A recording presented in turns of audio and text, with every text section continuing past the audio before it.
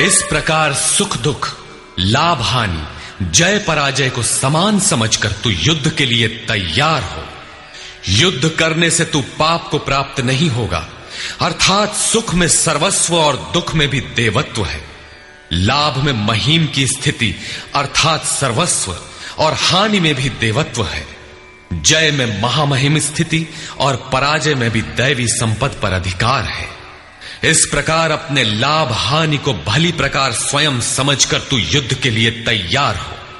लड़ने में ही दोनों वस्तुएं हैं। लड़ोगे तो पाप अर्थात आवागमन को प्राप्त नहीं होगे, अतः तू युद्ध के लिए तैयार हो।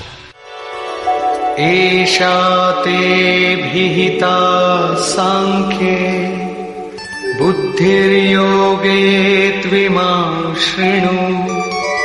बुद्ध्या युक्तो यया पार्थ कर्मबन्धं प्रहास्यसि। पार्थ, ये बुद्धि तेरे लिए ज्ञान योग के विषय में कही गई है। कौन सी बुद्धि?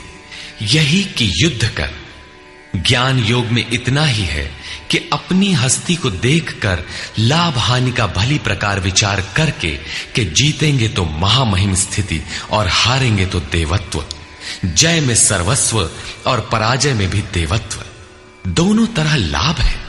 युद्ध नहीं करेंगे तो सभी हमें बुरा कहेंगे, भय से उपराम हुआ मानेंगे, अपकीर्ति होगी। इस प्रकार अपने अस्तित्व को सामने रखकर स्वयं विचार कर युद्ध में अग्रसर होना ही ज्ञान योग है। प्रायः लोगों में भ्रांति है कि ज्ञान मार्ग में कर्म युद्ध नहीं करना पड़ता। वे कहते हैं कि ज्ञान मार्ग में कर्म नहीं है। मैं तो शुद्ध हूं, बुद्ध हूं, चैतन्य हूं, अहम ब्रह्मास्मि।